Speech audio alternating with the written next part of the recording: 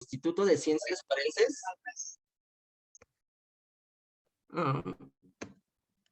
desarrollaron un protocolo para generar perfiles genéticos a partir de dos tipos de objetos personales. El primero, ropa interior, y el segundo, cepillo de dientes. También entre los objetivos de este proyecto estuvo probar dos métodos de extracción. El primero, perlas magnéticas, y el siguiente, sílica en suspensión, y determinar cuál de los dos métodos de extracción era el mejor método. Por último, determinar cuál de los dos objetos personales presenta mejores resultados para ser usado como muestra de referencia alterna. El primer paso era conseguir las muestras. Para esto, se llamó a la comunidad universitaria que quisiera donar sus objetos personales, una muestra, su cepillo de dientes y una prenda de ropa interior, con las condiciones de haber sido usadas solo por el donador y haber sido usadas por lo menos una vez, refiriéndome a esto en cepillo de dientes que mínimo se hayan lavado los dientes con él una vez, y en ropa interior a que los hayan utilizado por lo menos un día. Así fue como 35 personas donaron sus muestras. A todos los donadores se recolectó una muestra de hisopado bucal como referencia y todos firmaron un consentimiento informado, y todas las muestras fueron perfectamente embaladas en bolsas de papel. Una vez que ya teníamos las muestras, se tenía que hacer el muestreo de los objetos personales. Para ropa interior, se decidió hacer un rastreo mediante luces forenses, buscando fluorescencia que nos pudiera indicar posibles restos o rastros de fluidos biológicos. En los casos donde se encontraba fluidos biológicos, como es este, se recortaba 1 centímetro cuadrado de la zona donde se encontraba la fluorescencia. En los casos en donde no se encontraba la fluorescencia, se decidió hacer un muestreo estratégico. En aquellas prendas de ropa interior pertenecientes a personas de sexo femenino, se recortaban 2 centímetros cuadrados de la zona del puente. En aquellas pertenecientes a personas del sexo masculino, se recortaban 2 centímetros cuadrados de la zona frontal. Esto porque además de ser una zona de descamación por el roce, era una zona con muchas probabilidades de encontrar también trazas de fluidos biológicos. Para los cepillos de dientes se estandarizó una técnica súper sencilla y fácil de replicar, la cual consistía en arrancar con la ayuda de unas pinzas Kelly curvas 4 conjuntos de filamentos desde la base del cepillo de dientes, y con eso era más que suficiente para obtener resultados. A su vez, en el desarrollo del protocolo, se estandarizó la extracción mediante los dos métodos, ya sea sílica en suspensión y perlas magnéticas, utilizando un kit llamado Prefiler. También se estandarizó la metodología para la amplificación del DNA, esto utilizando un kit llamado PowerPlex Fusion 6C System, el cual consiste en 27 marcadores genéticos, 24 del tipo autosomal y 3 del tipo STR, siendo de los más modernos en el mercado. Y bueno, ¿qué fue lo que encontramos? Como cada objeto personal se llevó a cabo mediante dos métodos de extracción, voy a ver esto. Obtuvimos 70 perfiles por cada uno. De estos 70 perfiles en ropa interior, vemos que 40 fueron perfiles completos, el 57%. 13 casos, el 19%, fueron perfiles parciales.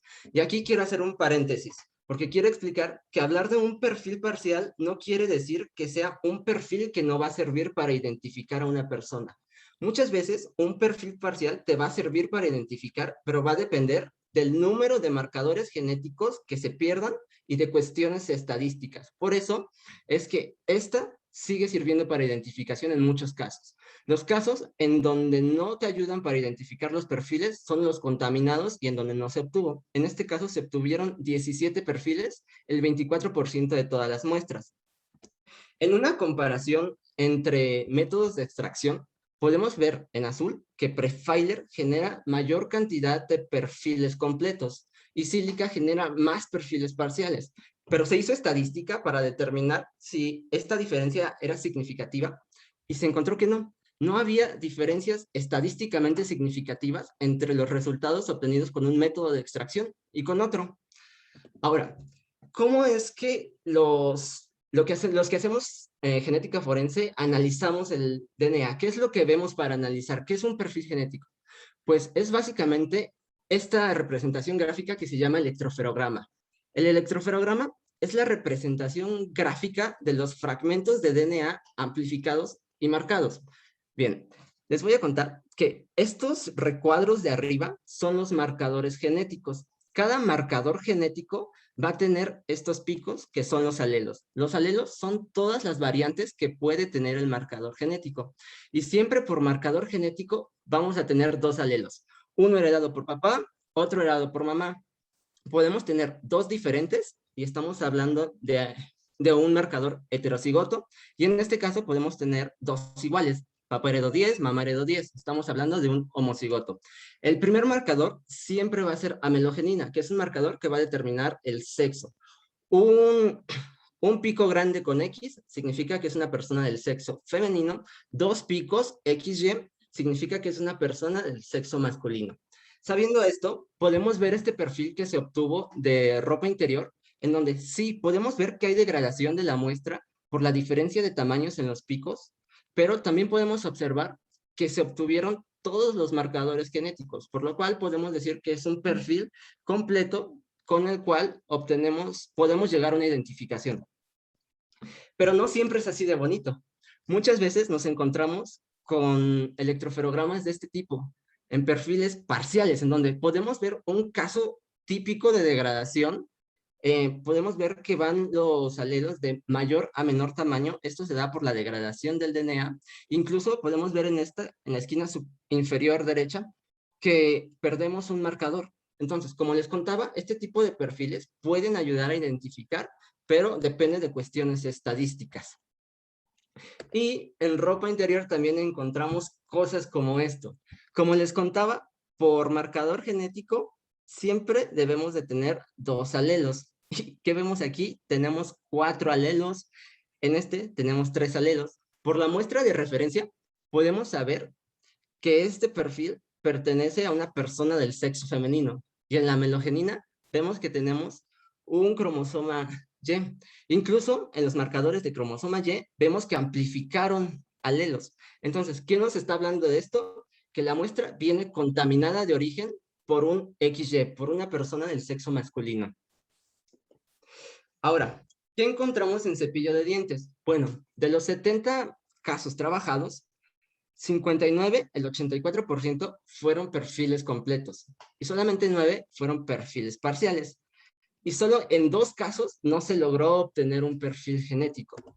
Otra vez, comparando los métodos de extracción, podemos ver que Prefiler genera un perfil más completo, que es el que Silica genera Pascal, y los dos no llegan a obtener un perfil genético. También se hizo estadística y se encontró que no había diferencias estadísticamente significativas entre los resultados obtenidos con un método de extracción o con otro.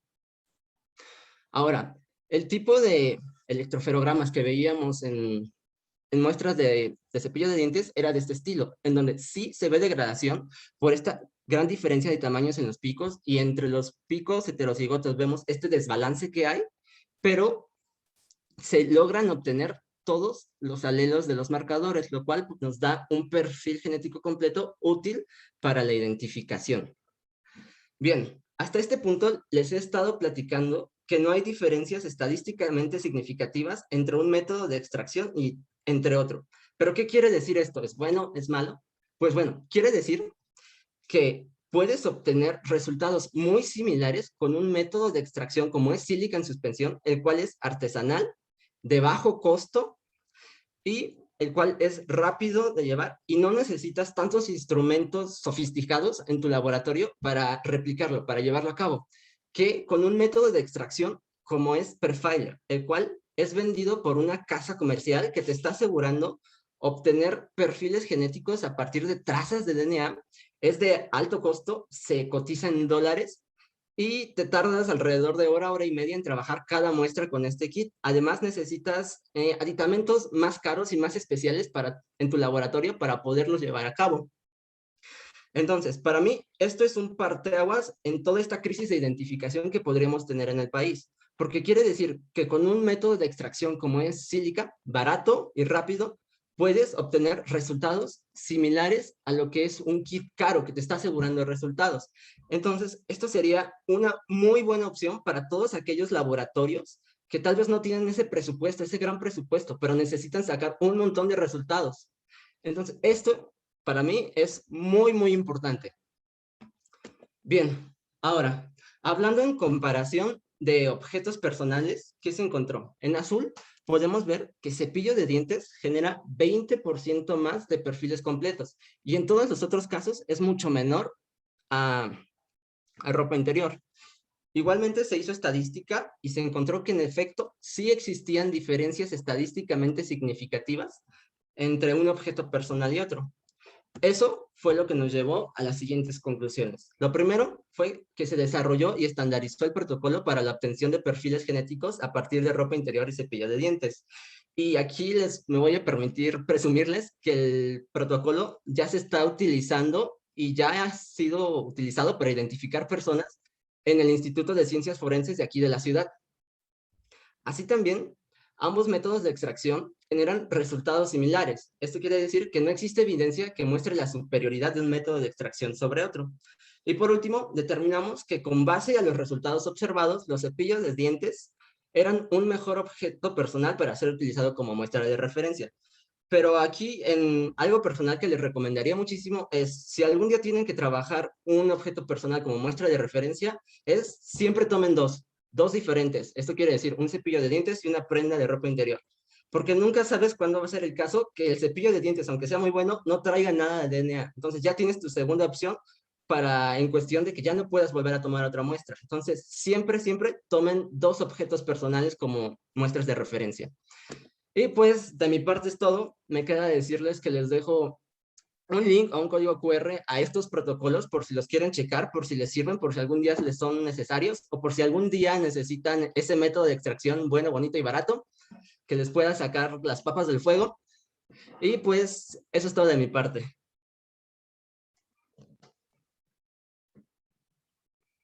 Muchísimas gracias, Gibran. El trabajo entra a preguntas. Tenemos tiempo para algunas preguntas, 2, 3 preguntas. Ok.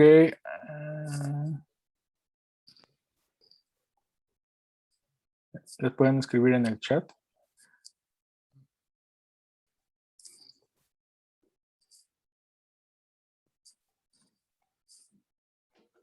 Ok, entonces me adelanto yo a tomar la palabra.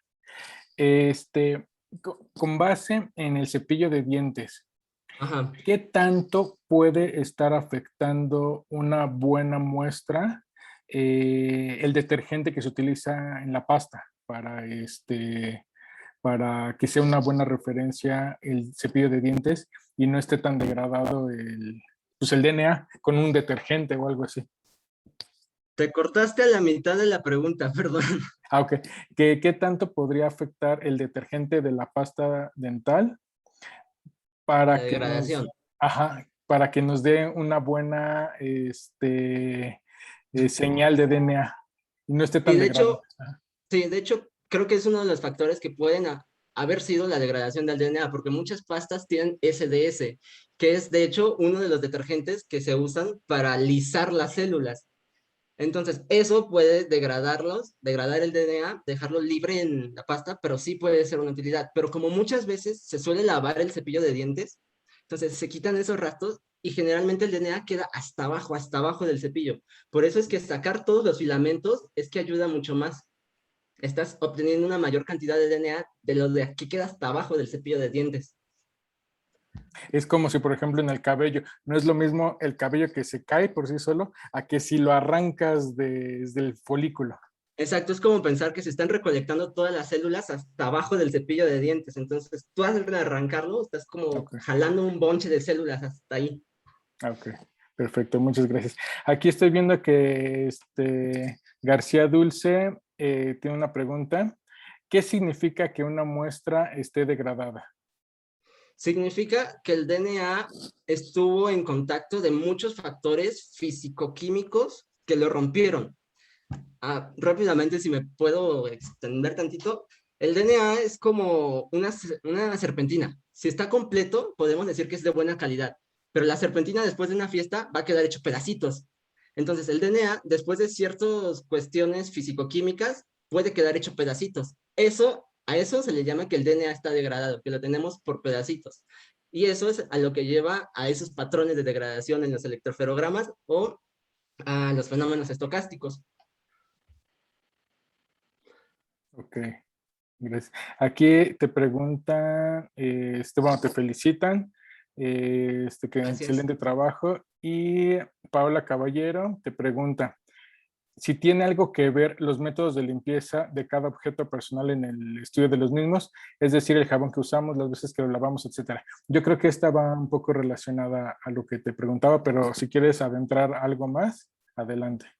Ok, bueno, en cepillo de dientes sí. De hecho, la única muestra que no se obtuvo el perfil genético fue porque la persona tenía como un TOC al lavar su cepillo muchísimo de dientes. Entonces, no dejaba un rastro de DNA.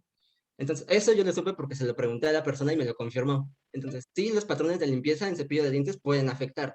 En ropa interior, por supuesto que sí. Hay detergentes que tienen enzimas, son detergentes enzimáticos que tienden a degradar muchísimo más el DNA que otros. O también cuestiones de poner la ropa a la secadora o directamente al sol, también son cuestiones que degradan el DNA. Entonces, sí, todas estas cuestiones se tienen que tomar en consideración. Ok, y una más, antes de pasar al siguiente trabajo, es Glenus MX1.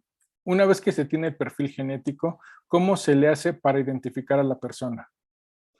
Se tiene que comparar, en este caso, si pensamos que estamos usando el objeto personal como muestra de referencia, se tendría que comparar contra el perfil genético del cadáver y tendría que ser exactamente el mismo, porque es el ADN que pertenecía al cadáver, que estaba en su objeto. Entonces deben de tener los mismos alelos en los mismos marcadores de los electroferogramas. Así es como se llevaría a cabo la identificación. Perfecto. Muchísimas gracias, Gibran. Pues bueno, vamos a continuar con el siguiente trabajo. Es el turno de Estefanía Gutiérrez Arenas. Ella está en el Departamento de Patología de la Facultad de Medicina de la Universidad Autónoma de Nuevo León y su trabajo lleva por nombre Identificación de restos humanos mediante el análisis de ADN del contenido gastrointestinal de larvas de mosca. Muchísimas gracias, Estefanía. La pantalla es toda tuya. Muchas gracias, buenas tardes.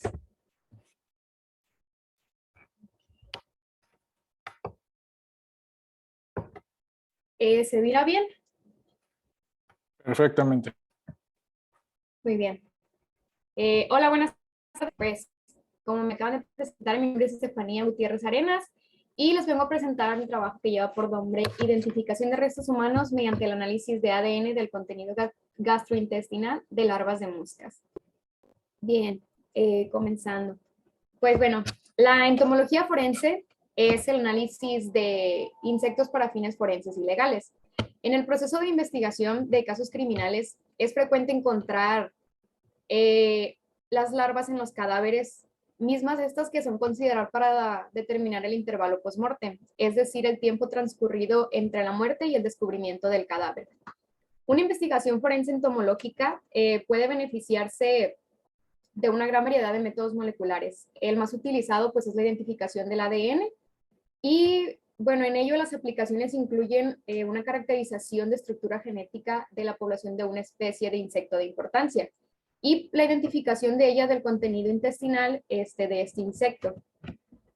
El análisis genético del contenido intestinal de los insectos tiene varios usos potenciales. En este caso, pues las larvas de moscas, que estas pueden ser una fuente adecuada del ADN humano.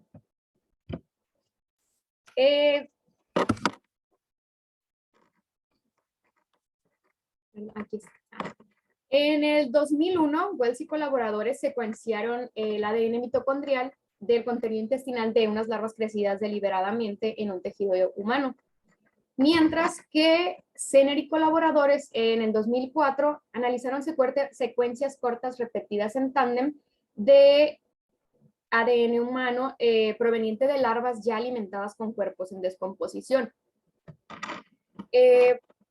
Por lo tanto, en ellos, teóricamente, la tipificación del ADN humano proveniente del tracto gastrointestinal de las larvas y su comparación con perfiles genéticos existentes, pues podría ayudar a revelar la identidad de una víctima. Sin embargo, estos trabajos referidos anteriormente se han realizado bajo condiciones de trabajo controladas. Hasta la fecha, pues esta estrategia no había sido empleada ni se conocía la utilidad de ella en casos criminales reales. Por lo tanto, el objetivo de este trabajo fue reportar el primer caso de análisis de ADN humano extraído de larvas de moscas, utilizado para identificar a la víctima en un caso criminal real. Bueno, se encontró un cadáver severamente quemado en un terreno boscoso en un bosque de la ciudad de Nuevo León. Debido a las condiciones de los restos, como se pueden apreciar, pues no fue posible determinar el sexo o estimar alguna edad aproximada de él. Se encontró con la cara y el cuello colonizados por larvas de moscas. El cuerpo pues fue llevado al servicio médico forense en la ciudad de Nuevo León y no se encontró ninguna evidencia en el lugar de los hechos y tampoco existía algún tejido que pudiera ser apto para realizar algún análisis biológico posterior o algo por el estilo.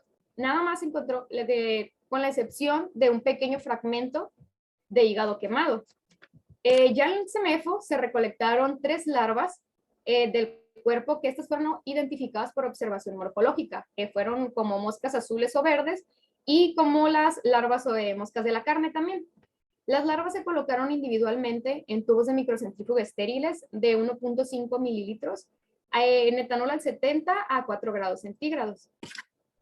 Bien, por otra parte, se presentó un varón en CEMEFO denunciando la desaparición de su hija y afirmando que esta fue secuestrada 10 días por varios sujetos 10 días antes de que se encontraran estos restos.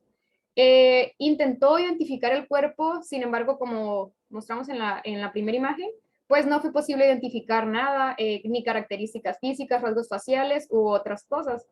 Y varios intentos por obtener un perfil genético a partir del fragmento de hígado encontrado, pues no tuvieron éxito. Hipotetizamos que sería posible identificar el cuerpo mediante análisis genético del contenido intestinal, pues de las larvas que se recolectaron. Y una vez disecado el aparato gastrointestinal de las larvas, fueron primero pues lavadas con solución salina, se realizó una disección longitudinal y pues se dio la obtención del aparato gastrointestinal de las larvas. Posterior a ello, pues una vez disecada el aparato gastrointestinal, se extrajo ADN utilizando una técnica orgánica de fenolcloroformo, precipitación con etanol, y se le tomó una muestra bucal de saliva del presunto padre. Esta fue analizada mediante la técnica Shillets y se analizaron las muestras con el kit PCR Identifier y mediante electroforesis capilar y se dio el análisis de resultados por el software GeneMapper versión 3.2. Se calculó la probabilidad de paternidad en un programa computacional PAT-PCR versión 2.0.2 y datos de frecuencias de alelos STR de la población mexicana reportadas por Cerda Flores y colaboradores en el 2002 y por Rubí Castellanos y colaboradores en el año 2009. Bien, los resultados fueron los siguientes. Los perfiles genéticos que se generaron a partir de las muestras se presentan aquí en esta tabla. Se obtuvieron los mismos resultados de las 3 larvas procesadas por separado. El locus de amelogenina reveló que los restos pertenecían a una persona del sexo femenino. Además, estas muestras dieron lugar a 2 celosi, cada uno de los cuales compartió al menos un alelo con el del presunto padre. La probabilidad de paternidad fue del 99.685% y se designa una paternidad positiva cuando es de 99% o mayor a ella. Por lo cual, la técnica empleada permitió la identificación concluyente de los restos. El perfil, el perfil STR obtenido, pues en realidad puede decir fue incompleto, fueron 13 de 16 marcadores. Sin embargo, pues el número de los obtenidos en ella fue suficiente para realizar la prueba comparativa contra el presunto padre. Y esta pues fue adecuada para la identificación concluyente de sus restos. Bien, pues para una buena para su genotipificación del ADN, pues en esto, dada la precisión y la confiabilidad de la técnica, se usa pues esta para una amplia, se usa ampliamente todo en el campo pues de la genética forense, medicina forense también. Y para ello, para tener una buena fuente para tener una buena fuente de ello, pues se necesita la técnica con exactitud y confiabilidad. Para ello se designa pues que deberíamos tener una fuente ideal para ella. Debería ser abundante, fácil de recolectar y pues extractos de ADN tenerlos de una buena calidad. Sin embargo, en los cuerpos que ha habido traumas significativos o quemaduras muy severas como en este mostrado, pues es muy difícil tener un material adecuado en él. Y pues en este reporte se informa la identificación de un cuerpo pues severamente quemado, el cual pues mediante su análisis genético del contenido y gastrointestinal presentes en él y su comparación con los perfiles genéticos de su presunto padre, pues fueron analizados. Posteriormente, bueno, para la aplicación de ellos, para la aplicación adecuada de su análisis se estiman unas guías. Hay muchos factores que pueden influir en el éxito de los resultados de él. Y los principales factores involucrados en el ADN provenientes de larvas han sido ya explorados anteriormente. Para la preservación de las larvas de moscas, previamente en su análisis, el IMJ y colaboradores en el 2004 las almacenaron a menos 70 grados centígrados, esto sin ningún fluido. Mientras que nosotros en este trabajo se almacenaron al 70% a 4 grados centígrados.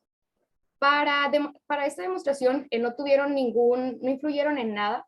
Zener y colaboradores, que ellos son del 2004, ellos confirmaron que el almacenamiento en etanol de los perfiles completos de STR, tras 2 meses, de ella no afectaba en nada de eso, ya que el etanol es un conservante adecuado para el tejido en el que se van a analizar las muestras del ADN. En nuestro caso, por lo tanto, en esto es posible que la calidad de su ADN de las larvas, en nuestro caso, esos estuvieron en función del estado de descomposición de los resultados humanos. Pero bueno, esta suposición nos da a que las 3 larvas obtenidas y analizadas por separado nos dieron el mismo resultado. Y a mayor descomposición de los restos humanos, tenemos una menor calidad del ADN extraído de las larvas de moscas. Y pues este es el primer caso criminal en el que se identificó a la víctima mediante su análisis de ADN aislado de larvas de moscas. Y esta estrategia pues podría ser aplicada cuando se encuentre la presencia de larvas de moscas en asociación con restos humanos y la extracción del ADN de otras fuentes pues no sea posible. Y esto es todo el trabajo. Perfecto. Muchísimas gracias, Estefanía. El trabajo queda a discusión. Tenemos Sí, claro. unos minutitos. Las preguntas las pueden hacer en el chat.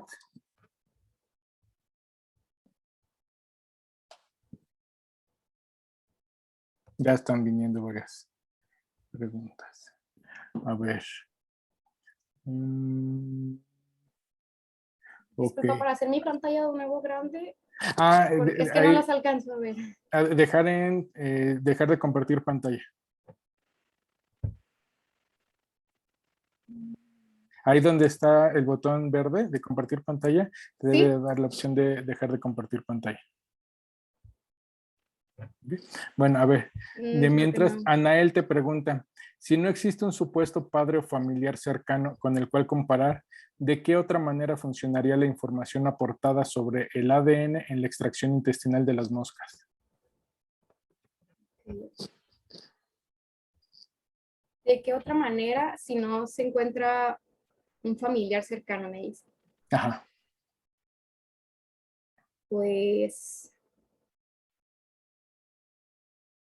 en sí, uno de la comparación que hicimos fue se utilizó una base de datos, ¿no? Entonces, pues posiblemente esa sería una de las opciones que tendríamos, realizarlo con un análisis de datos. Sin embargo, pues a esta persona hubo quien ya había dado su reporte de este caso de desaparición. Por eso fue que se realizó contra el presunto padre. En realidad el cuerpo, al encontrarlo, pues no hubo manera de hacer una identificación de otro de los restos. Se encontró ese pequeño fragmento de hígado, sin embargo, pues no dio ningún resultado a él. Pero, pues, ¿qué podíamos encontrar? Pues es fundamental y pues encima si eso no se ha reportado nada hasta el momento. Y no puedo dejar de compartir, no sé si a alguien le había pasado, sí, para poderlas ver. Pero...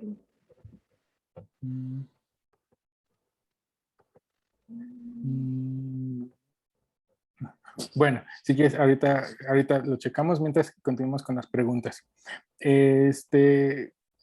Glenus MX1 te pregunta, ¿se sabe de algún efecto de las enzimas de las larvas en el del cadáver? ¿En el DNA del cadáver?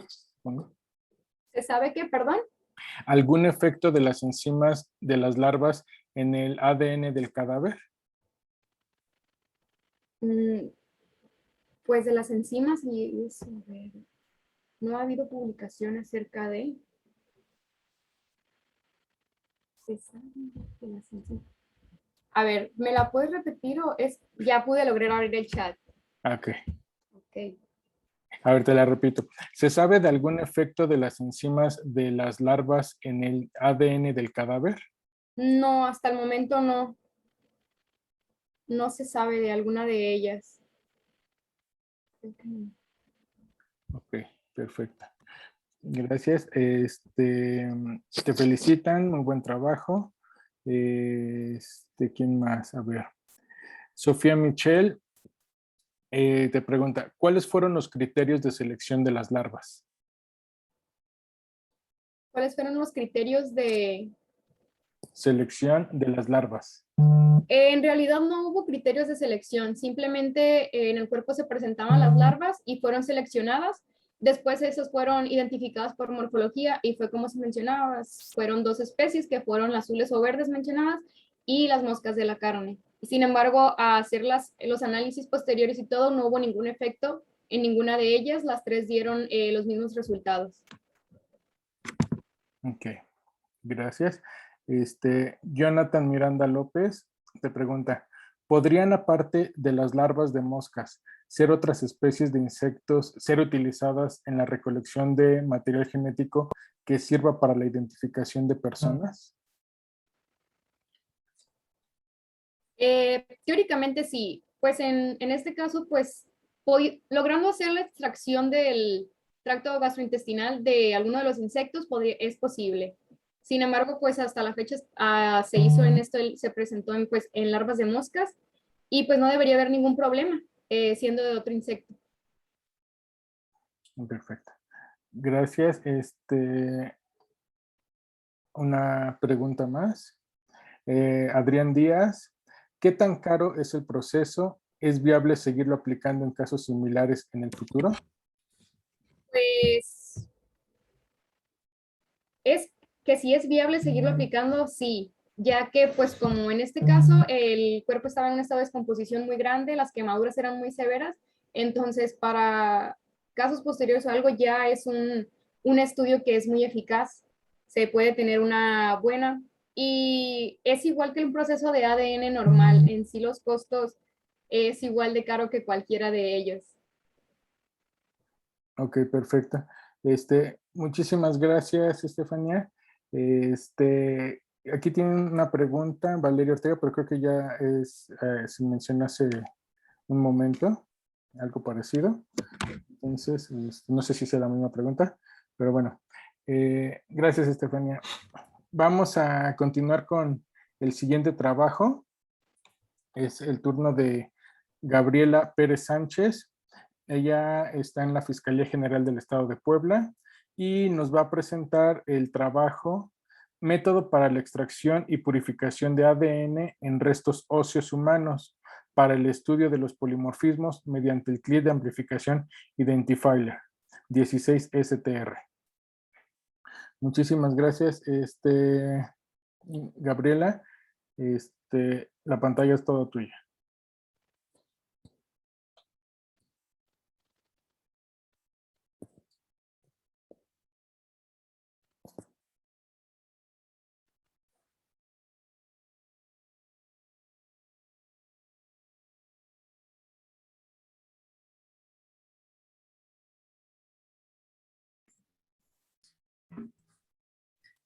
Hola, buenas tardes. Bueno, el trabajo que se realizó fue el método de extracción, como lo mencionó, de purificación y ADN. Sabemos que la genética es la ciencia de la herencia y la variación. Perdón, Gaby, no sé si pudieras expandir la presentación, darle un modo de presentación, porque la estamos viendo Compartir. en la parte inferior del lado derecho. Ya está compartida, pero más bien que se vea como presentación. Ok. En la parte inferior del lado derecho, donde está el zoom a la izquierda.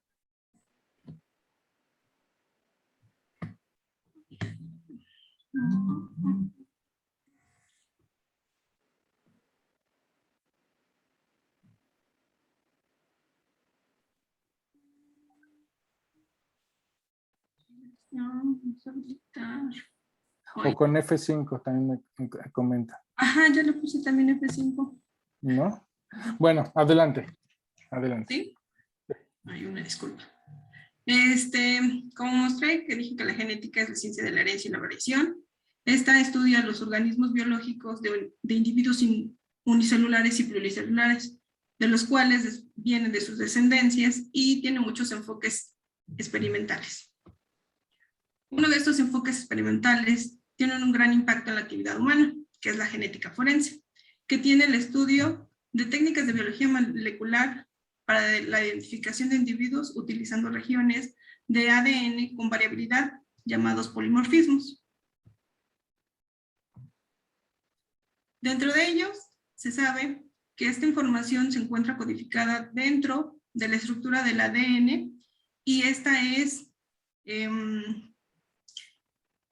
generada o de los descendientes de nuestros papás. El esqueleto humano cuenta con 206 huesos humanos, los cuales se dividen en largos, cortos y de dos tipos de hueso, que son tejido esponjoso y tejido compacto. Dentro de el estudio que se realizó fue con la técnica del protocolo fenolcloroformo. Una de sus ventajas que tiene es que tiene una mayor cantidad de ADN y una de sus desventajas es que no puede realizar la eliminación de inhibidores de PCR en comparación con otras técnicas como sílica o la desmineralización, donde hay una mayor probabilidad de obtención, pero aquí no realizan una eliminación eficiente de esos inhibidores.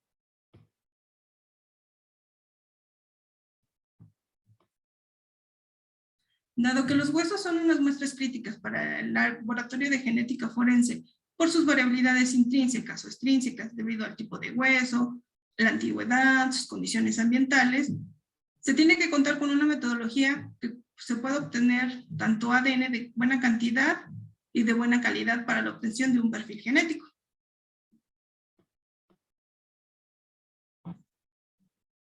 Para este estudio se desarrolló el método de extracción orgánica. Se realizó la purificación con microcones de 100. Se hizo una clasificación de las muestras óseas dependiendo del tipo de hueso, el lugar de procedencia, su tamaño y su edad. Todas estas se fueron ayudadas con los antropólogos de la institución. Así como hacer la comparación de la obtención de esos perfiles genéticos en la selección de la prioridad de los huesos.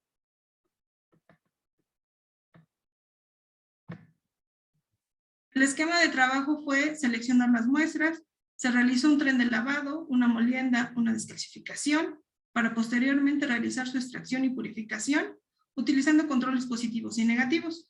Después se realizó un corrimiento de gel de agarosa al 1%, para posteriormente amplificarse con el kit identifier y realizar las muestras en el equipo AVIP Prisma. La selección de las muestras fueron conforme a las que se encontraban en el laboratorio, que fue de un periodo de 2005 a 2008.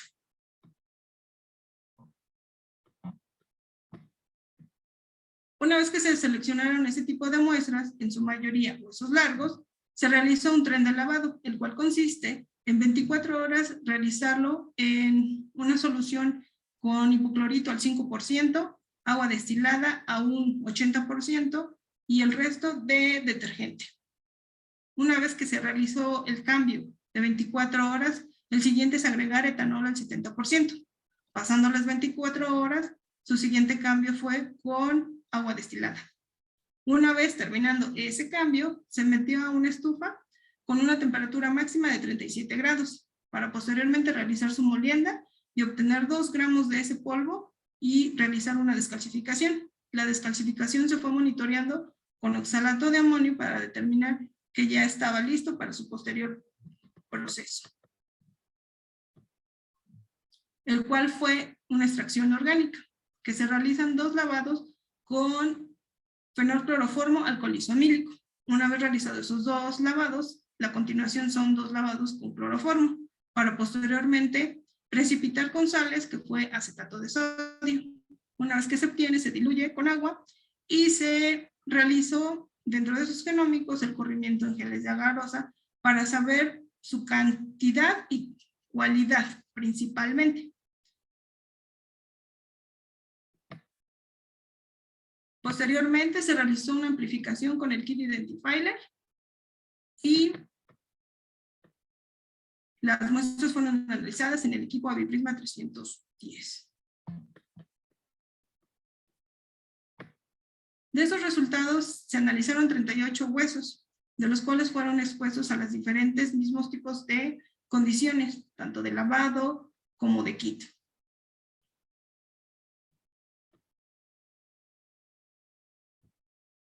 El resultado fue que el 66% de esas muestras se obtuvo un perfil completo y el 34% fueron entre parciales y nulos. Aquí la situación de que los perfiles parciales fue debido a las condiciones, porque hubo 2 o 3 casos en los cuales las condiciones estaban muy quemadas, bueno, fueron huesos que fueron quemados a una cierta exposición que se desconoce a qué temperatura fueron, y las otras fueron, estuvo en formol.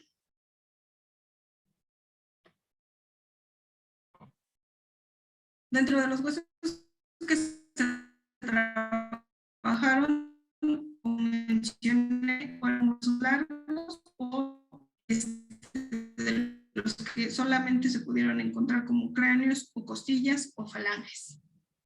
Los que mejor obtuvieron resultados para un perfil completo fueron los fémur. En segundo lugar son los húmeros y en tercer lugar fueron las costillas. Donde hubo una poca cantidad de obtener un perfil completo o que fue parcial o hasta nulo, fueron en cráneos y en muestras que solamente se encontraban como única muestra. Además, ese tipo de muestras que se analizaron, en su mayoría, conforme a los perfiles como tiene el marcador de amelogenina, en su mayoría fueron hombres.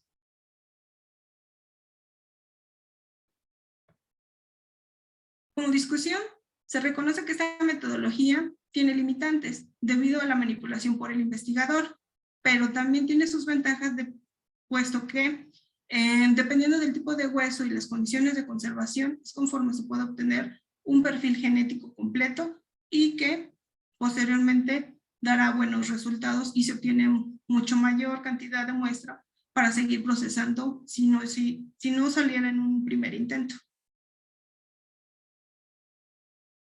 Por lo cual que se demostró que esta técnica se puede utilizar con resultados óptimos para iniciar un proyecto para perfiles genéticos de desconocidos y establecer esta esta técnica con estándares y marcadores que den resultados reproducibles y con estándares de control de calidad.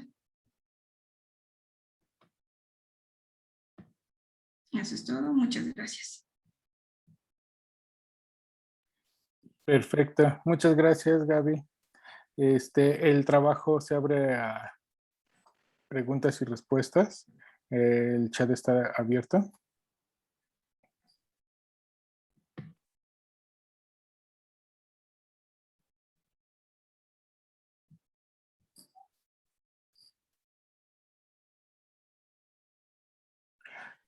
Ok, en lo que preguntan algo, ¿puedo tomar la palabra? Sí. Yo más o menos he trabajado un poco con hueso, no con fines forenses, más bien con cuestiones histológicas, pero lo que he llegado a hacer es desmineralizamos y lo hacemos suavecito, queda literalmente como esponja. ¿Por qué no utilizar esa esponja de hueso desmineralizado? ¿Esa técnica? Ajá, para hacer ahí, y por qué sí triturar y todo esto.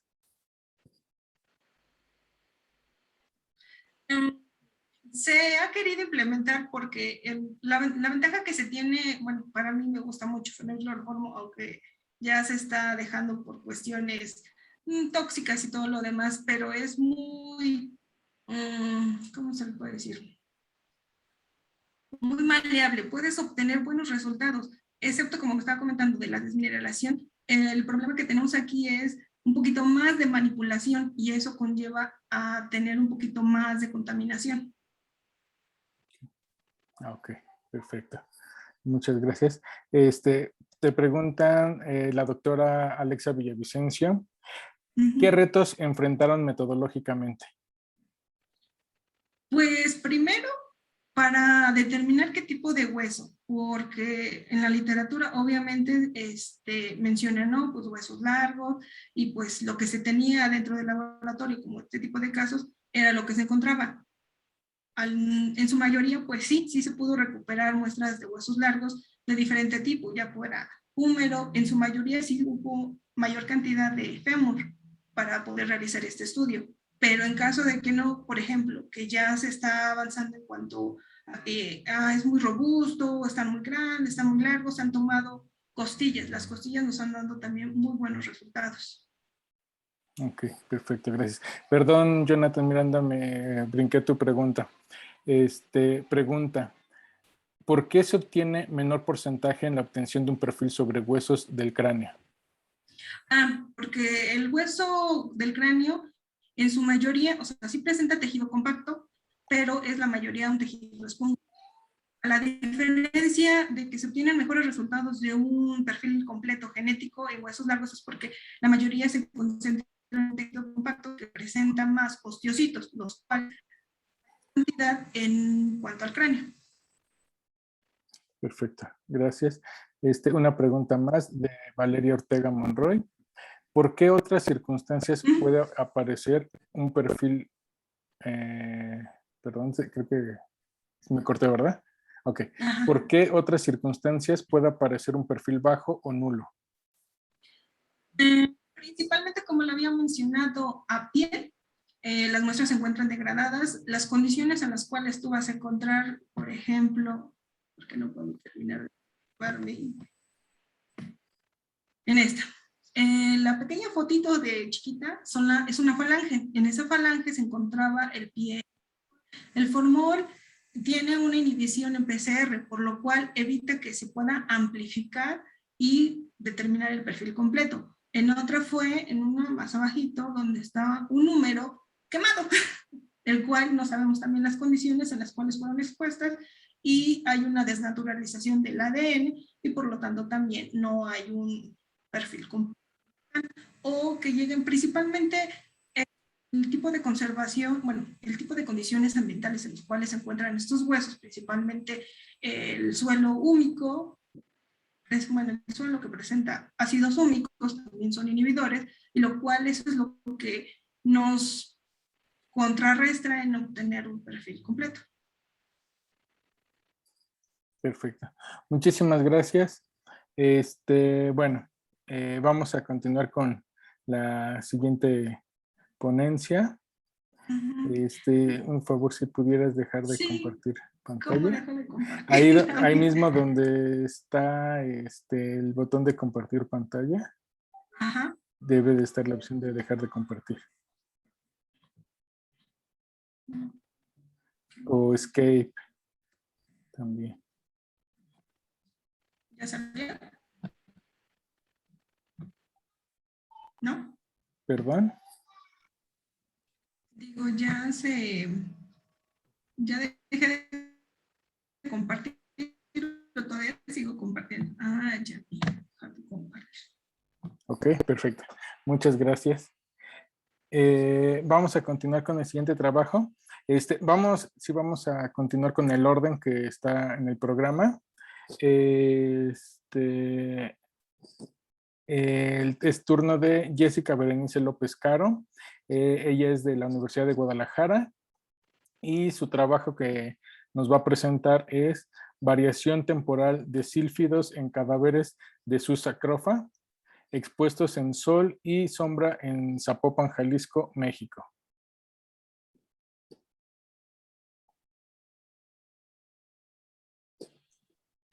Aquí voy. Sí, por favor. A ver, entonces.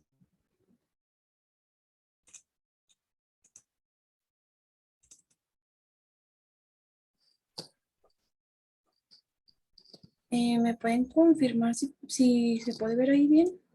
Sí. Bueno, ahora sí que sí puedes expandir la presentación, dar en modo presentación.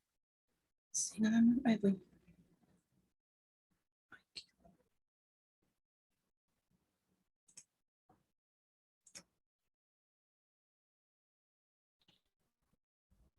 Es que no alcanza la pantallita para aplicarle. Perdón.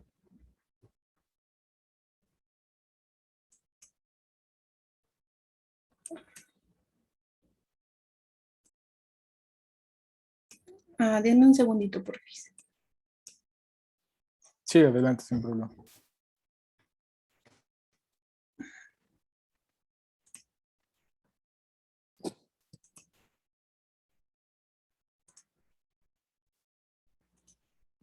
Ahí se ve completo. Ahí está.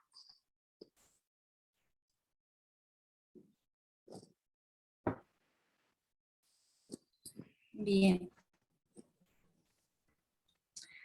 Bueno, pues buenas tardes. Jessica Berenice López Caro. Soy estudiante de posgrado de la Universidad de Guadalajara. Y bueno, antes de comenzar, quisiera agradecer pues de manera anticipada a todos los colaboradores de este trabajo por su apoyo en la realización del mismo. Este trabajo forma parte de mi proyecto de investigación que estoy proponiendo. Y bueno, pues que el día de hoy tengo la oportunidad de compartir con ustedes. Bien, pues de entrada sabemos que los coleópteros asociados a cadáveres son de gran importancia en ese sistema complejo de interacciones, ya que pues durante el proceso de descomposición cadavérica se pueden presentar varias especies de diferentes familias con distinto grado de asociación, de acuerdo pues a sus hábitos alimenticios tan especializados. Y esta coleópterofauna puede restringirse o ampliarse justo pues por sus hábitos y también por las condiciones abióticas que se presentan en un sitio determinado. Y bueno, pues es por ello que algunas especies son consideradas de relevancia en la aplicación de la entomología forense, pues para la estimación del intervalo postmortem, mediante el uso de la sucesión de la entomofauna que se asocia a los cadáveres. Y bueno, en ese sentido, la familia Silphide se ha considerado de gran importancia en la entomología forense médico-legal por su estrecha asociación con los cadáveres desde las primeras etapas de la descomposición. Y bueno, también en general se considera que las especies de Silphide son necrobios porque pues las larvas y los adultos se alimentan de la carroña y también la utilizan para completar su ciclo de vida. Sin embargo, pues también se ha documentado que algunos adultos pueden ser depredadores de larvas de dípteros y de otras especies que se asocian. Bueno, a nivel mundial se han registrado cerca de 188 especies y 16 géneros. Estas pues están agrupadas en dos subfamilias, las cuales son Microforine y Silphine. Pues en México se han registrado 4 géneros y solamente 11 especies. Bueno, un punto relevante de Sílfide es que las especies de estas subfamilias presentan pues diferencias en cuanto a las diferencias de explotación de los cadáveres en función del tamaño de los cadáveres. Es decir, las especies de Microforine se encuentran principalmente en cadáveres pequeños y pues van a presentar cuidados parentales. Mientras que las especies de Silphine explotan cadáveres grandes y los usan para la reproducción y pues para el desarrollo larvario porque pues no presentan cuidados parentales. Bueno, la mayoría de los estudios que se han realizado acerca de los sílfidos, al menos en México, pues se han enfocado en su biología y su comportamiento. También algunos estudios abarcan pues sobre su sistemática, perdón, también sobre la fenología, la asociación a diferentes tipos de vegetación y cómo es su distribución en gradientes altitudinales. Y pues para colectarlos es frecuente que se empleen trampas de caída cebadas con diferentes tipos de atrayentes. Por ejemplo, en México, el calamar descompuesto es el cebo más utilizado, pero también existen otros datos que son procedentes de colectas de cadáveres de diferentes tipos de vertebrados. Y bueno, pues a partir de aquí también nos surge una pregunta importante sobre pues qué hay acerca de Sílfide en trabajos de línea base, pero con enfoque en entomología forense. Y bueno, pues por lo anterior, el objetivo de este trabajo fue evaluar la variación de especies de sílfide de importancia forense, pues asociados al proceso de descomposición cadavérica en lechones de sus escrofa, expuestos al sol y a la sombra en 4 temporadas climáticas en Jalisco, México. Entonces, pues, ¿cómo lo hicimos? Pues realizamos muestreos en 4 temporadas. La primera fue en la temporada de lluvias de 2017, que bueno, la he representado con la clave R17. De aquí en adelante en las gráficas así la verán. La temporada fría del 2018, representada con la clave C18. Después hicimos otro muestreo en la temporada seca en 2018. Y otra segunda temporada de lluvias en el 2018. Y bueno, como biomodelo empleamos cadáveres de lechón, sus escrofa, y estos lechones pues tenían apenas 15 días de edad y tenían un peso promedio de 4,5 kilos. En cada temporada colocamos 6 cadáveres de lechón, 3 expuestos al sol y 3 a la sombra. Y estos los colocamos a 100 metros de distancia entre sí, intercalando entre uno de sol y otro en sombra. Se protegieron con jaulas metálicas para evitar pues la remoción por cadáveres carroñeros que estuvieran presentes en la zona de estudio. Y bueno, aquí una imagen como para representar y que quede un poquito más claro cómo fue eso, ¿no? En las 4 temporadas, en cada una colocamos 3 en sol, 3 en sombra, y nuestra área de estudio aquí en Zapopan, Jalisco. Las recolectas pues se realizaron en un área de cultivo de hortalizas y de maíz en campos experimentales del Centro Universitario de Ciencias Biológicas y Agropecuarias de la Universidad de Guadalajara. Y bueno, pues cada muestreo inició al siguiente día de colocar los cadáveres y se terminó hasta que se completó el último estado de descomposición. Todos los días registramos la temperatura y la humedad, tanto de los cadáveres como del ambiente. Y pues para definir los estados de descomposición cadavérica, se tomó como base el criterio propuesto por Anderson y Van der Hoeven en 1996. Y bueno, la colecta de los especímenes adultos se realizó de manera directa con la mano o con ayuda de pinzas. Obviamente siempre se tuvo el cuidado de tener la debida protección, pues para evitar tener contacto directo con el cadáver. Por ejemplo, pues usábamos guantes, cubrebocas, lentes, ropa especial, ¿no?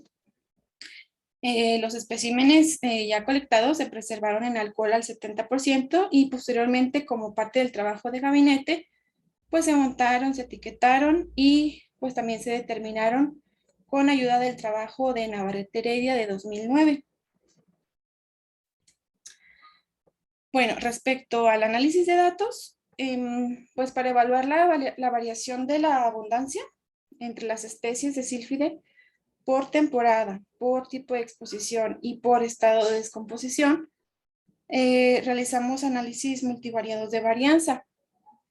Y para determinar la variación de los factores abióticos, en este caso pues la temperatura y la humedad ambiental, se realizaron modelos lineales generalizados. Y para el proceso de descomposición cadavérica, pues únicamente se promedió y se comparó la duración de cada estado de descomposición entre cada una de las temporadas y entre los tipos de exposición. Y bueno, esto es parte de lo que obtuvimos.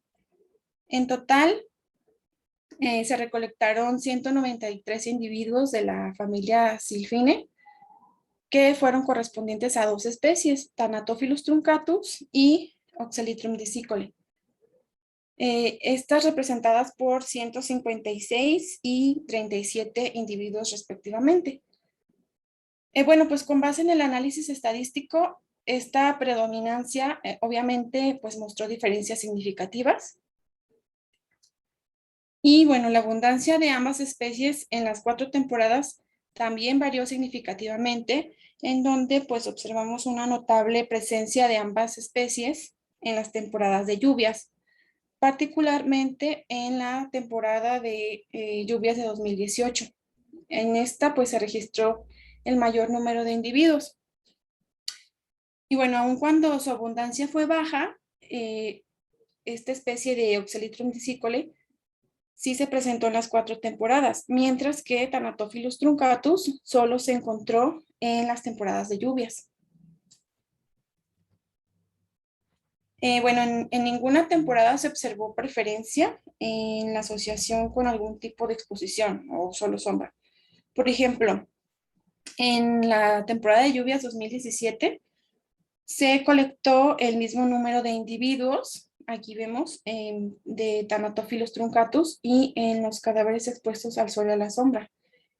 Y aún, por ejemplo, cuando en la temporada de lluvias 2018 la abundancia fue mayor entre sol y sombra, solamente varió pues por escaso número de individuos, fue creo como 3 o 4 individuos. Entonces, pues respecto a los estados de descomposición, en los estados fresco e hinchado de las 4 temporadas no se registraron especímenes. La abundancia pues de ambas especies entre los diferentes estados de descomposición obviamente sí mostró diferencias significativas. Ambas especies aparecieron en el estado de descomposición activa. En este estado fue en donde pues se registró la menor abundancia. Y esta fue aumentando significativamente ya para la descomposición avanzada y después disminuyó en el estado de restos secos. También, pues, entre las 4 temporadas hubo diferencias significativas en cuanto a la abundancia de ambas especies por estado de descomposición. En la temporada de lluvias 2018, por ejemplo, se registró el mayor número de individuos en el estado de descomposición avanzada.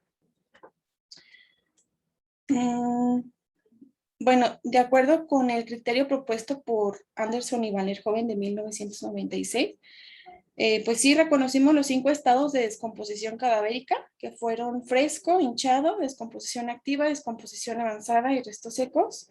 Y el tiempo de descomposición fue diferente entre cada temporada. Obviamente en la temporada fría fue la más prolongada, con una duración de 40 a 42 días. En contraste, por ejemplo, con en la temporada de lluvias 2018, que tuvo una duración de apenas de 10 a 12 días. Y bueno, entre los dos tipos de exposición no hubo como una variación importante en el tiempo de la descomposición. O sea, entre sol y sombra no hubo como esa variación significativa, pues. Y el estado de descomposición avanzada fue el de mayor duración en las 4 temporadas y en los dos tipos de exposición, en contraste pues con el estado fresco que solamente pues vemos que duró un día en todos los casos. Y bueno, en cuanto a los factores abióticos, la temporada en la que se registró la mayor temperatura promedio fue en la temporada de lluvias 2017, con una temperatura promedio cercana a los 21 22 grados. Y bueno, en comparación con la temperatura, perdón, con la temporada fría de 2018, que fue la temporada pues en donde se registró la temperatura promedio más baja, cercana a los 12 grados. Aquí. Y bueno, los resultados del GLM pues sí indicaron diferencias significativas para la temperatura entre las 4 temporadas, pero no se observaron diferencias significativas en la temperatura ambiental entre los cadáveres que estaban expuestos al sol y a la sombra. O sea, sí hubo diferencias entre temporadas, pero dentro de cada temporada no hubo variación entre los tipos de exposición. Y pues de igual manera sucedió para el caso de la humedad relativa, en donde pues también obtuvimos diferencias significativas entre las temporadas, pero no entre los tipos de exposición. Y bueno, pues como era de esperarse, ¿no? En las temporadas de lluvias se registraron los valores más altos de humedad. Y bueno, pues como conclusiones, tenemos que, bueno, Thanatophilus truncatus puede ser potencialmente una especie indicadora para estudios de entomología forense en México y particularmente en Jalisco. La baja abundancia de Oxalitrum disicole, pues también puede ser a causa de que pues esta especie se considera de hábitos nocturnos y pues nuestra recolección fue diurna. Esto pues también sugiere que esta es una estrategia pues para evitar esa competencia interespecífica. Y bueno, también que la mayor abundancia de ambas especies se presentó en las temporadas de lluvias. Y esto pues sugiere que la humedad podría ser un factor importante en la presencia y la abundancia, sobre todo, de algunas especies de la subfamilia Silphini, ¿no? Y bueno, también pues se proponen datos de entomológicos que pueden ser empleados como fundamento en casos forenses en Jalisco y pues también en otras regiones con condiciones climáticas similares. Y pues con esto también validamos la relevancia forense de Thanatophilus truncatus y Oxalitrum disicole por su marcada asociación con el estado de descomposición avanzada en cadáveres de cerdo. Y finalmente, pues un punto que se ha venido mencionando en las charlas anteriores sobre entomología forense, y es que pues para comprender los efectos de los factores ambientales sobre el desarrollo de diferentes especies, el primer paso es comprender su biología y la ecología de las especies. Y bueno, cuando digo de las especies, obviamente está implícito la importancia también del trabajo taxonómico, ¿no? Y bueno, pues por mi parte es todo. Agradezco mucho su presencia y su atención.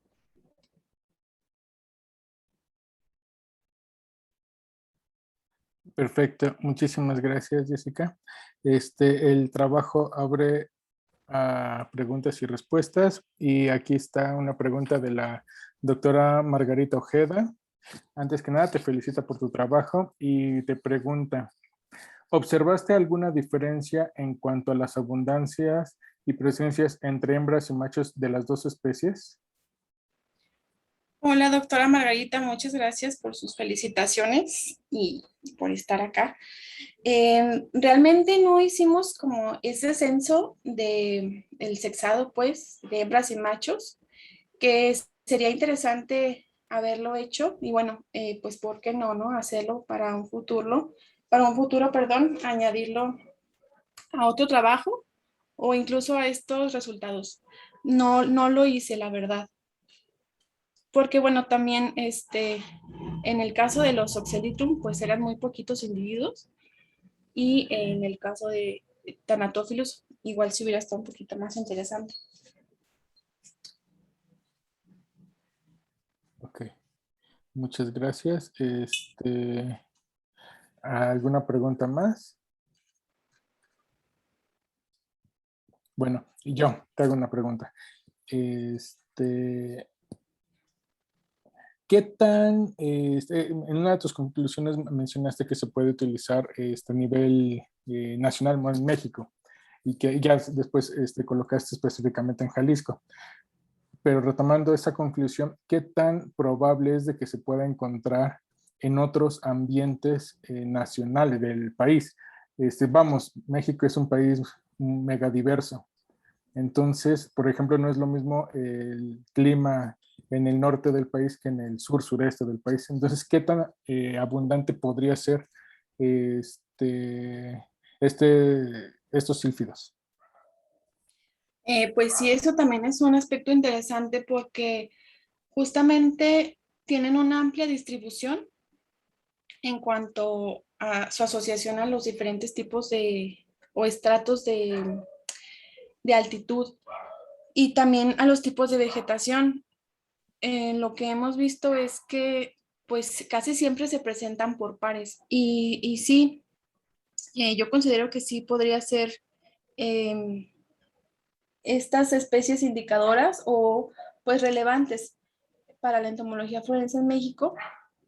Yo digo particularmente en Jalisco, pues porque generalmente Thanatophilus truncatus es una especie que se presenta con bajas abundancias, al contrario de Oxelitrum, que es una especie que se presenta con una abundancia muy alta. Y en este caso, lo que encontramos fue al revés. Oxelitrum apenas llegó a los 37 individuos en un muestreo de cuatro pues, temporadas, ¿no? Entonces, eh, Thanatophilus truncatus, sí, de hecho, Oxalitrum desicole es una especie que se distribuye ampliamente por toda América Latina, no solamente está restringida a México. Y en el caso de Thanatophilus truncatus, sí está un poquito más restringida justamente a México y un poquito hacia el norte. Pero creo que también, si mal no recuerdo, en la presentación que hizo el doctor Humberto Quirós, mostró unas fotos de un cadáver en donde se aprecia justamente este par de silfinos. No estoy segura si fue Thanatophilus truncatus, pero probablemente sí era. Entonces, creo que este trabajo que él presentó fue en Monterrey.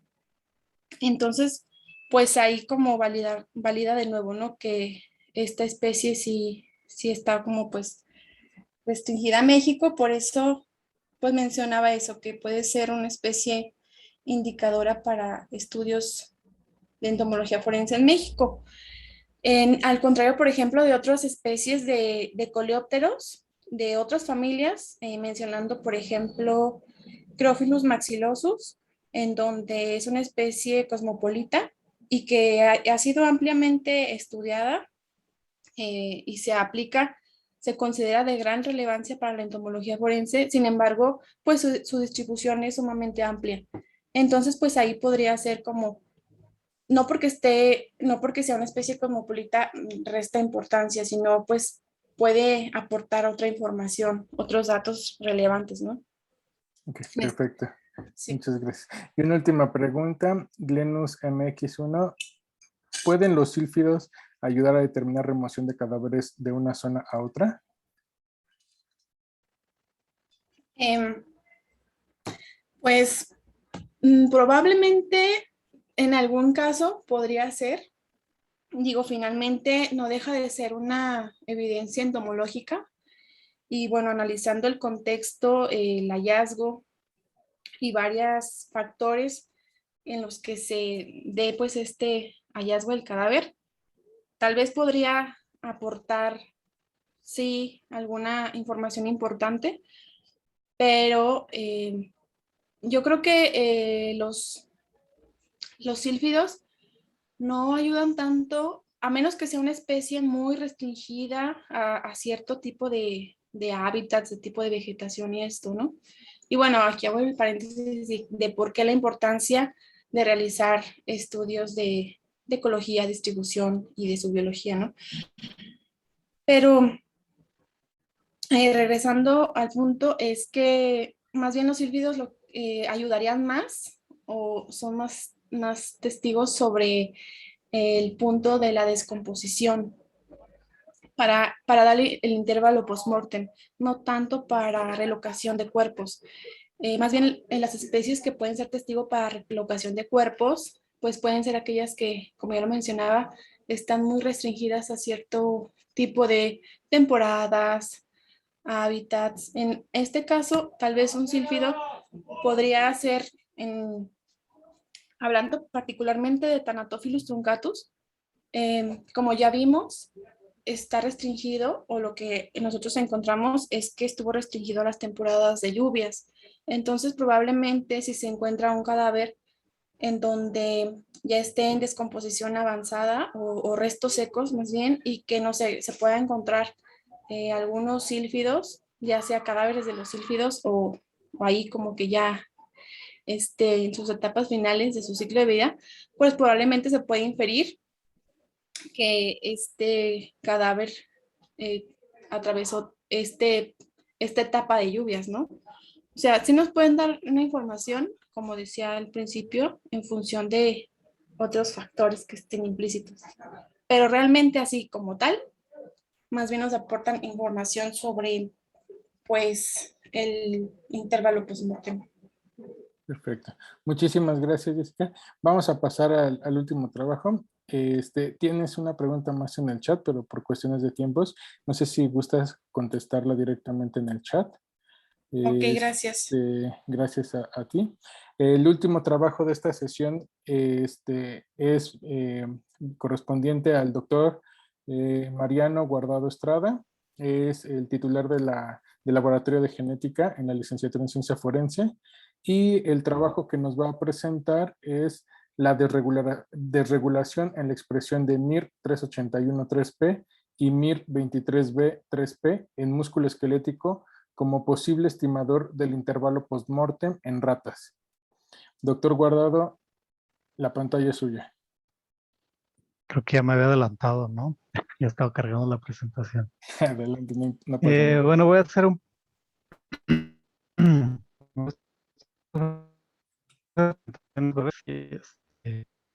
para también ya no extendernos en el... como bien lo mencionaba Cristian, les voy a hablar de los MIRNAs, su expresión y cómo podrían estar relacionados con el intervalo postmortem. Realmente es un trabajo reciente y que a mí pues es de los que más me ha entusiasmado últimamente, los que hemos sacado ahí en el laboratorio, por los resultados que hemos encontrado. Cuando nosotros definimos el intervalo postmortem, pues es aquel tiempo que establece el médico forense en donde determina la hora o más o menos el tiempo aproximado que lleva muerta esta persona, ¿no? Entonces, ¿cómo lo va a establecer? Pues obviamente con la aparición de algunos signos cadavéricos, como puede ser la pérdida de la temperatura, cambios de coloración, rigidez, etcétera, etcétera. ¿Por qué es tan importante en el ámbito forense? Pues porque te permite, al momento de hacer estas construcciones o estas famosas teorías del caso, pues obviamente donde tienes una temporalidad mucho más precisa o exacta, y exacta, pues eso te permite, digamos, descartar o incluir algunas personas, ¿no? Por ejemplo, aquí pongo un ejemplo perdón la redundancia, pero es, si calculan un intervalo post-mortem de entre 4 y 8 horas, pues es un intervalo muy grande. Entonces, y ese intervalo, pues a lo mejor te puede meter algo de ruido, porque si de la hora de muerte real, que sería por acá, que sería esta persona que está involucrada, un intervalo amplio de intervalo post-mortem, pues obviamente podría incluir a todas estas personas que ni siquiera podrían estar relacionadas con el caso.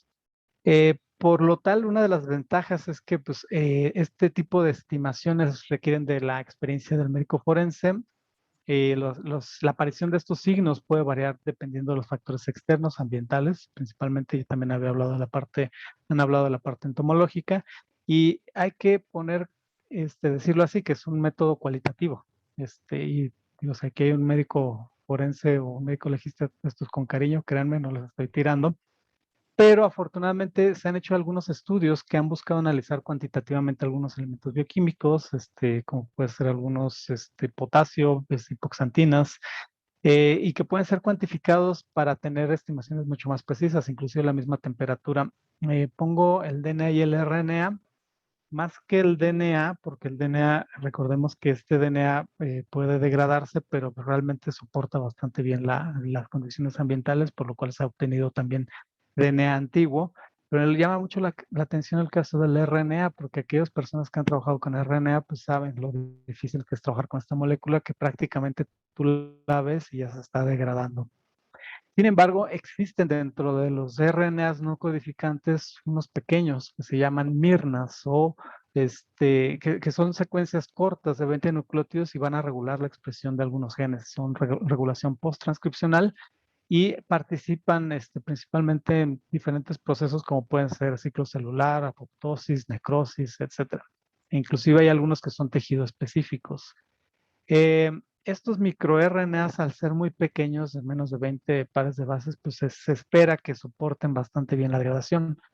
Entonces, una de las preguntas que surge es, ¿por qué no analizamos la expresión de estos mirnas, principalmente 381, 23 y 144, en el músculo esquelético y en el intervalo post-mortem empleando un modelo murino? ¿Por qué estos mirnas? Bueno, pues nosotros recordamos que cuando uno muere, inician un proceso celular que se conoce como autólisis, en donde prácticamente tú te estás degradando por tus propias enzimas. Sin embargo, dentro de los procesos de muerte celular podemos encontrar otros. El más conocido es el caso de la apoptosis, que es la famosa muerte celular programada. De hecho, ahorita en este preciso instante, muchos de ustedes están sufriendo apoptosis en alguna de sus células, al igual que su servidor. Y a diferencia de la necrosis, donde es un proceso que hay inflamación, hay ¿cómo se llama? Es un proceso un poco más complejo. La apoptosis, pues prácticamente no te das cuenta. Estos mirnas, se hizo un análisis bioinformático y se encontró que, por ejemplo, estos mirnas participan en procesos como necrosis, apoptosis y hasta inflamación. Entonces, de manera exploratoria decidimos seleccionarlos y analizarlos. Te los voy a decir cómo. Pues obviamente en un modelo en ratas. Y esto porque cuando tú analizas un fenómeno en el ámbito forense es muy difícil, si tú estás estudiando cuerpos, hablando de humanos, es muy difícil establecer condiciones controladas donde tu muestra sea lo suficientemente homogénea. Y pues obviamente lo más fácil y sencillo en este caso es establecer un modelo murino. Ratas, recordemos que compartimos un 95% aproximadamente de nuestro genoma, entonces los resultados que obtengamos aquí, pues obviamente se espera que eventualmente los podamos trasladar a los humanos. El experimento fue muy sencillo porque utilizamos 30 ratitas en total, de las cuales se utilizó un grupo control a las 0 horas. Esta rata inmediatamente fue sacrificada y se tomaron muestras de músculo, del músculo de las ratas, de la parte femoral, y también se tomaron otros tejidos. Y de las ratas restantes, estas 25, se hicieron grupos de 5, las cuales representan las 3, 6, 12, 24 horas de intervalo post-mortem. ¿Cómo se hizo esto? Una vez que eran sacrificadas, por ejemplo, el caso de las 6 horas, se sacrificaba la ratita, se colocaba en estas cámaras climáticas que los entomólogos las conocen bastante bien, y una vez transcurrido ese tiempo, eran retiradas de la cámara y ya pues hacemos la disección y para hacer posteriormente la extracción de RNA. La cuantificación de estos mirnas se hizo con sondas TACMAN. Y la ventaja de estos sistemas es que es mucho más preciso y los resultados pues obviamente son bastante confiables. Antes de analizar toda la parte molecular, los MIRNAs y la expresión a lo largo de todo este intervalo post-mortem, la primera cosa que se hizo fue evaluar las características físicas que presentan estas ratas a diferentes intervalos post-mortem y que, bueno, que ya han estado descritas en la literatura y que además se pueden extrapolar a lo que ocurre, por ejemplo, en los seres humanos, ¿no? Entonces, por ejemplo, se evalúa desde la temperatura, cambios de coloración, la rigidez de miembros superiores e inferiores. También se abrieron las ratas y se checaron cualitativamente algunas características, principalmente, por ejemplo, en el caso de hígado o en cerebro. Y se evaluó, dependiendo de cada uno de los tiempos, cuántas ratas se iban presentando algunos de estos cambios, ¿no? Esto es una tabla nada más y es, digamos, que nos permitió ver de forma general cuáles son los cambios que se van presentando durante las primeras 24 horas. Ya cuando hicimos un modelo, es un modelo que de correspondencia múltiple, que es muy similar al análisis de componentes principales, en donde va reduciendo variación. Y aquí lo interesante de este modelo es que pudimos meter variables como la temporalidad, que en este caso es el intervalo post-mortem, y así como la presencia o ausencia de estas características, ¿no? Entonces, al momento de meter todas las características físicas presentes en estas ratas durante las primeras 24 horas de intervalo post-mortem, pues pudimos ver cómo, por ejemplo, los grupos ya se iban separando, ¿no? Por ejemplo, tenemos un caso muy extremo de las ratitas que están a las 24 horas, y aquí hay ratas que están de este lado que se corresponden a las 0 y a las 3 horas, donde empezamos a ver que era muy difícil separar estos grupos se traslapaban, es decir, que algunas ratas presentaban algunas características tempranas y otras tardías. Fue a las 6 y a las 12 horas. De hecho, hicimos después 3 grupos, nada más como para ver cómo se veían los datos. Y encontramos, por ejemplo, el grupo 1 que corresponde a las 0 a las 3 y el grupo 2, 6 y 12 horas y el de las 24 horas, siendo los extremos 0 y 24 horas y donde realmente fue muy difícil hacer una distinción clara en este grupo. Es un intervalo muy grande que es de las 6 a las 12 horas y a lo mejor este fenómeno podría explicar el por qué a veces es complicado establecer el intervalo postmortem con precisión únicamente basado en características físicas, ¿no? Lo cual pues, soporta bastante nuestra hipótesis de que se podrían requerir de análisis adicionales. Entonces, ya específicamente hablando de la expresión de los MIRNAs, de estos 3 MIRNAs, encontramos uno de los datos que fue fundamental en este trabajo es la expresión de MIR381, que cuando nosotros comparamos a las 0 y las 24 horas, encontramos una sobreexpresión de este MIRNA. Posteriormente, cuando ya analizamos esta expresión a lo largo de estos intervalos post-mortem, nos dimos cuenta que inicialmente, aunque bajaba tantito la expresión, es decir, había una subexpresión, esta se iba incrementando conforme se incrementaba el intervalo post-mortem. Entonces, pues es un muy buen marcador. También hay que recordar que durante la muerte, pues si tú te estás degradando, por consiguiente, las moléculas como el DNA y el RNA también se van a degradar. Entonces también esperarías, o sería algo esperado, esta degradación, que podría ser algo muy similar a lo que ocurre con el estudio de MIR23B, que en por ejemplo, si tú comparas a las 0 y a las 24 horas, va disminuyendo la expresión, aunque bueno, hay bastante variabilidad. De hecho, uno de los grupos de ratas donde encontramos una variabilidad enorme fue a las 6 horas de este intervalo postmortem. Ya en el caso del MIR144-3P ya realmente no encontramos ningún cambio, por lo cual, ¿cómo se llama? Decidimos enfocarnos en estos dos. Ahora bien, para aquellos que dicen, bueno, sí, ¿qué significa que un MIRNA esté sobreexpresado o qué implicación tendría eso si también está subexpresado? Estos MIRNAs lo que hacen es que se pegan al RNA mensajero y lo van a degradar. Entonces, si tú tienes mucho MIRNA, por ejemplo el 381, es probable que los blancos a los que se va a pegar estos MIRNAs se encuentren degradados, por consiguiente va a disminuir su expresión. Caso contrario de aquellos que disminuye la expresión de este MIRNA, tú esperarías encontrar aquellos genes que estén regulados por este MIRNA sobreexpresados o sin cambio, ¿sí? No lo sabemos todavía. Pero cuando vimos, por ejemplo, se hizo un análisis exhaustivo de los blancos en los que estaban relacionados con estos dos Mirnas, pues se filtró una lista de aproximadamente 2000 genes, los cuales estaban relacionados con estos, y estos genes se buscaron principalmente las funciones a través de un análisis ontológico para ver cuáles son las vías en las que participan. Y, por ejemplo, aquellos Mirnas en donde se esperaría que estuviera disminuida esta expresión, pues participan principalmente en procesos relacionados con RNA, síntesis de RNA, tanto la misma transcripción y la regulación de algunos genes en particular. Pero en el caso de MIR23, aquí sí llama mucho la atención porque los genes que participan o que están regulados por este MIRNA principalmente están relacionados con respuesta a hipoxia, respuesta a niveles de oxígeno, lo cual también podría coincidir qué es lo que está ocurriendo durante este intervalo postmortem. Recordemos que si bien es cierto que una vez que una persona fallece, pues prácticamente es imposible nuevamente regresarlo a menos que tenga un periodo latente y que se pueda recuperar. Pero vamos, ya una vez que hay ausencia de signos vitales, esto no quiere decir que las células inmediatamente se van a morir, sino que realmente empieza como todo un proceso de lucha en donde algunas células van a buscar sobrevivir hasta que va a llegar a un punto de no retorno en donde prácticamente ya no existe nada que hacer y es donde inmediatamente viene todo este proceso ya de degradación. Entonces, estos datos pues, sugieren que realmente la célula sigue luchando contra estas condiciones, ¿no?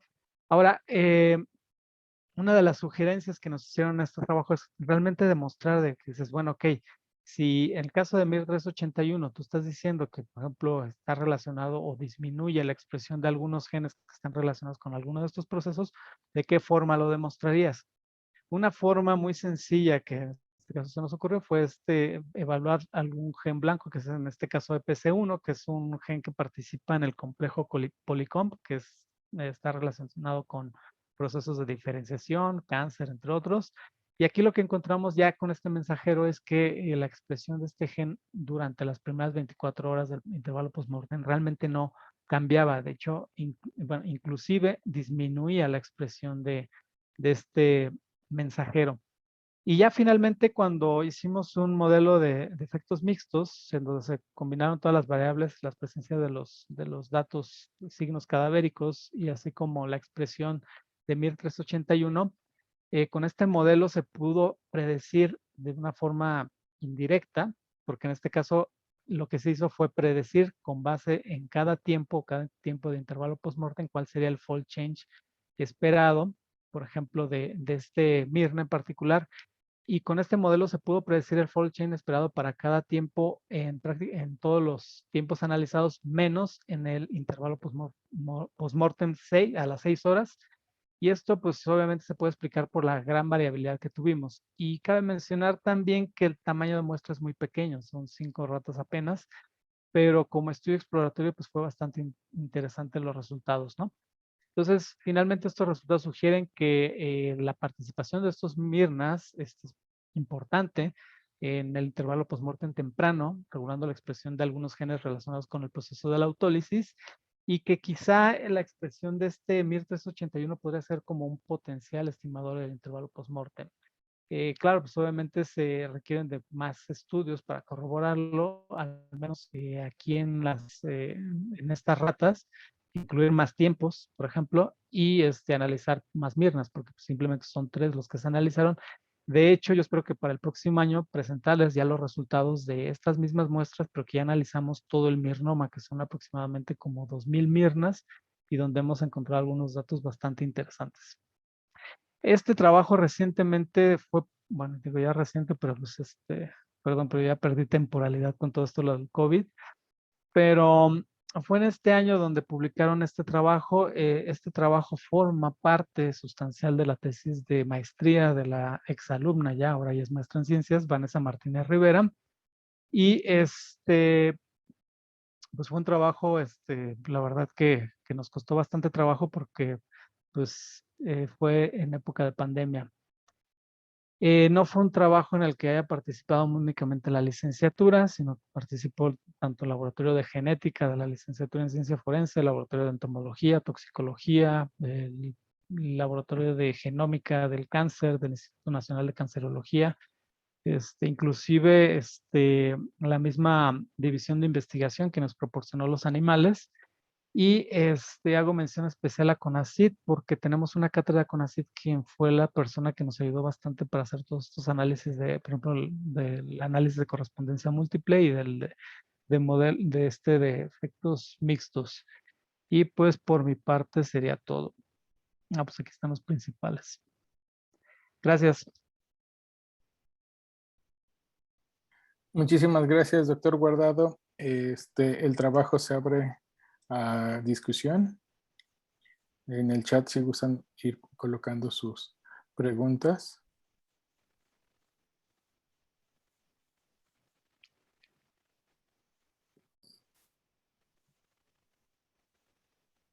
Ok, mientras tomo la palabra yo en lo que vienen las preguntas al chat. Me ganó justo la última diapositiva, lo mencionó. ¿Qué posibilidad hay de que otros otros mirnas se puedan comportar de manera semejante a estos ya estudiados? Sí, de hecho, está viendo si tengo por ahí la diapositiva. Pero bueno, de los resultados preliminares que tengo del análisis de esto, del mirnoma, pues realmente hay tecnologías genómicas, como el caso de los microarreglos, que en vez de explorar solo un gen o un grupo de genes, o en este caso mirnas, pues van a explorar todos de forma masiva en un solo experimento y la cantidad de información que tienes pues es basta, ¿no? Entonces, la ventaja de estos es que realmente es como si tuvieras una fotografía de realmente qué es lo que está pasando específicamente de los mirnas. Actualmente el resultado preliminar que tengo hice una comparación del mirnoma de las 0 y las 24 horas, nada más para ver si había cambios, y se encontraron, estoy recordando el número de mirnas que se encontraron, fueron como 200 mirnas aproximadamente que tienen cambios en la expresión, pero lo que llama la atención es que el 80% de estos mirnas están sobreexpresados. Entonces, esto quiere decir que es muy probable que dentro de todo este proceso de autólisis esté regulado también por estos mirnas. Y hay otras cosas súper interesantes que son los RNA largos no codificantes, que a su vez también van a regular estos mirnas. Y esto tiene mucho sentido dado que en etapas iniciales, desde por ejemplo cuando viene toda la parte de la embriogénesis y todo eso, los mirnas participan en este proceso. Entonces, uno podría pensar que así como participan en este proceso de embriogénesis, en etapas fetales, que también participen en la etapa de muerte, ¿no? Entonces, es algo así que se me ocurre. Entonces, eso sería como digamos a la fecha y entonces ya lo que sigue es ver realmente el comportamiento de estos 200, porque sí es muy probable que unos tengan el comportamiento similar a esto, ¿no? Que unos se vayan incrementando y otros se vayan disminuyendo. Y esto pues obviamente permitiría ajustarlos para ya después establecer un modelo de predicción, por ejemplo, ¿no? Entonces, son resultados bastante interesantes. Perfecto. Muchas gracias. Hay un par de preguntas. La primera es de Adrián Díaz. ¿Cuál es el siguiente paso para este tipo de experimentos? Es una pregunta muy buena. Parece sencilla, pero no. Inicialmente, recordemos que esto es exploratorio y hubo algunas cosas que yo creo que se pueden mejorar en este modelo y que puedes ajustar. Una de ellas es incluir mayor números de tiempos. O sea, es decir, por ejemplo, en vez de partir a las 6 y a las 12 horas, que incluyas, por ejemplo, 6, 8, 10 y llegas hasta las 12. Otra sería, por ejemplo, incluir mayor cantidad de animales, porque con eso puedes reducir mucho la variabilidad que tú puedes observar. O al menos vas a encontrar variabilidad, que es lo esperado, pero ahí el detalle es que te basa sobre los fenómenos más comunes, ¿no? Ya si quieres ver, por ejemplo, algunos específicos, pues también tendrás que incrementar el tamaño de la muestra. La otra es que una de las cosas que quiero hacer con el doctor Pedraza y que ya nada más estamos esperando que las condiciones lo permitan. Este modelo fue en condiciones controladas, porque estas cámaras climáticas pues mantienen la temperatura constante. Entonces mantienen temperatura, ¿cómo se llama? En este caso fueron 37 grados. ¿No? No, no voy a decir una tontería. Pero bueno, fue la temperatura constante y los ciclos de luz y sombra, que bueno, solo aplicó para algunos tiempos en particular. Entonces, lo que seguiría sería también replicar o hacer modelos similares a condiciones naturales. ¿Qué quiere decir esto? Que pues pongas a la ratita expuesto a la intemperie y ver si realmente se siguen comportando de forma similar estos fenómenos que encontramos, ¿no? Porque a lo mejor puede ser que no, a lo mejor esto se da únicamente sobre esas condiciones y entonces podrían ser otro tipo de fenómenos. Y ya pues de ahí seguiría, por ejemplo, ver cómo existiría toda esta relación. Yo le digo medio ambiente, pero pues el medio ambiente también involucra toda la fauna entomológica que realmente estaría incidiendo sobre estos cadáveres y a lo mejor poder extenderte un poquito más. Entonces, la verdad es que hay mucho trabajo sobre esta parte porque bueno, se requieren más experimentos, comprobar nuevos modelos. Una cosa que es muy importante es demostrar realmente mediante otro tipo de modelos cómo estos cambios en la expresión realmente qué podrían significar, ¿no? Y esto lo podrías hacer con algunos, bueno, tengo por ahí como que el gusanito de establecer algunos cultivos, ¿no? Pero todavía estoy trabajando en eso. Bueno, digo, en mi cabeza. Y pues,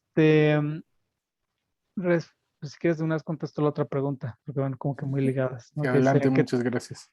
¿qué tan viable es económicamente hacer este análisis? Pues realmente, a ver, lo voy a poner así.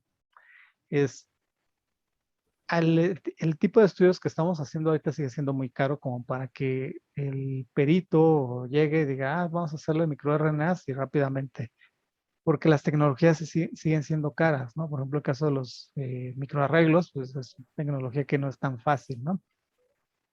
Sin embargo, el hecho de poder identificar aquellos mirnas claves o que son cruciales para estimar este intervalo post-mortem, a lo mejor se podrían analizar con tecnologías mucho más baratas. Usamos ondas Tachman, pero pues también las ondas Tachman siguen siendo caras, pero también puedes hacerlo, no de una forma casera, pero es una PCR cuantitativa utilizando Cybergreen, que utilizas primers convencionales para cualquier tipo de PCR y es mucho más barato.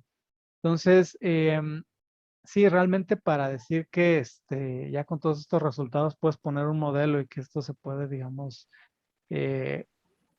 comercializar, pues sí, dista mucho de eso, pero siempre me ha gustado poner el ejemplo de hay una prueba que se llama MamaPrint, que eso es para cáncer, esto no tiene nada que ver con forense, pero que esa prueba surgió de este tipo de estudios de expresión, y que después estos autores lograron identificar de entre 60 y 80 genes, los cuales predicen la evolución clínica de estos pacientes con cáncer de mama. Entonces, es una prueba que creo que ahorita ya debe estar mucho más barato, pero que realmente digamos, se han ido abaratando los costos y que pues obviamente la utilidad pues es bastante, ¿no? Porque si tú haces un estudio que estoy hablando de investigación y lo que buscas es que esto pueda aplicarse en la práctica, lo primero que tienes que hacer es reducir costos o ver la posibilidad de que los costos se reduzcan. Perfecto. Pues muchísimas gracias, doctor Guardado. Agradezco a todos, a todos la presencia en esta sesión de trabajos libres, la número 5. Pues ya con esto terminamos el día de hoy del Congreso. Mañana continuamos con los trabajos correspondientes al Congreso. Muchas gracias a todos los ponentes, excelentes los 5 trabajos, a todos sus colaboradores, muchas gracias y pues bueno, seguimos aquí en el Congreso el día de mañana. Hasta luego. Hasta luego, gracias a todos.